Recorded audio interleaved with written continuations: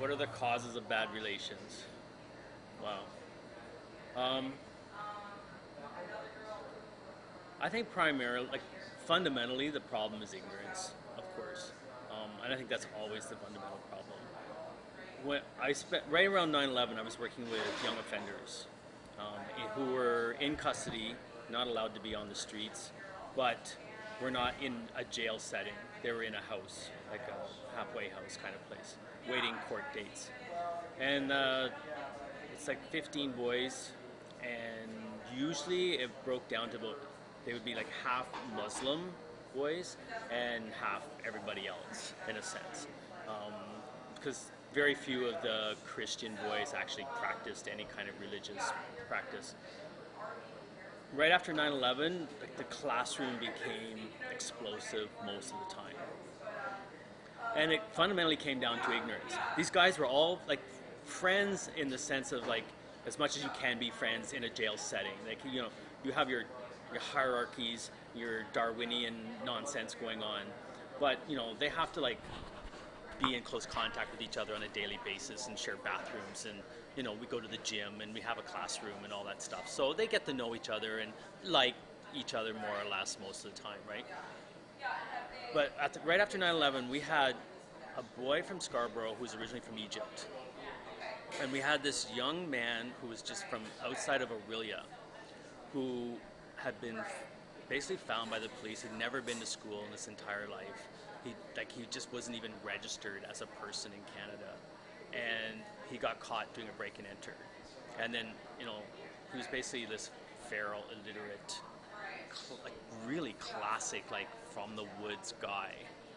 And he had this really narrow kind of stereotypical idea of the Muslim world, where it's fanatical, praying, crazy, gun-toting, people. And he just exploded in class, and it's like, someone just needs to go over there and bomb the shit out of them. And then you had this, Egyptian young man from Scarborough who was actually very articulate and had really good grades in school, but got caught up in a bunch of neighborhood nonsense that just because he needed to like it was more important for him to connect with the other local boys than connect with like than do the right thing, and like at that moment he got himself in a situation where he ended up having to go to like court, and he was because of the crime. It was a violent crime. He wasn't part of that violent crime, but he was part of the larger group. They didn't get bail.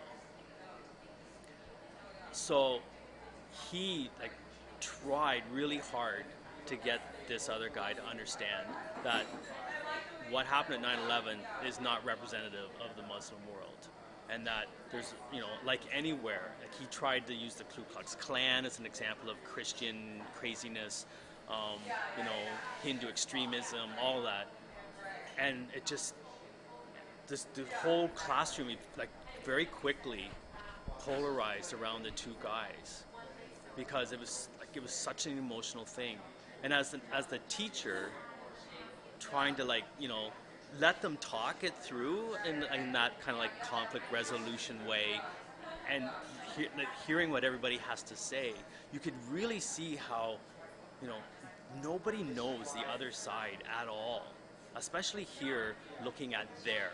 It really is us and other in that kind of academic language, where we know nothing about them.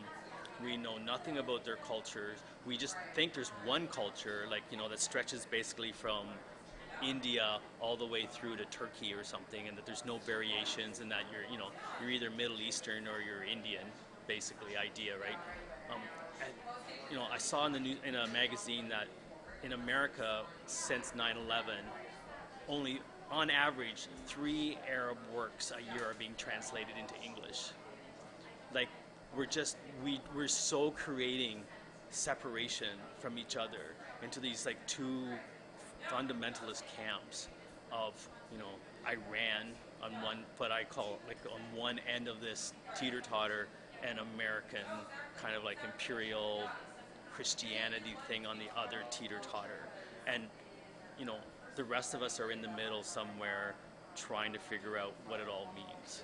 And I think that's the biggest problem. It's just we just don't understand other worlds any more than they understand here.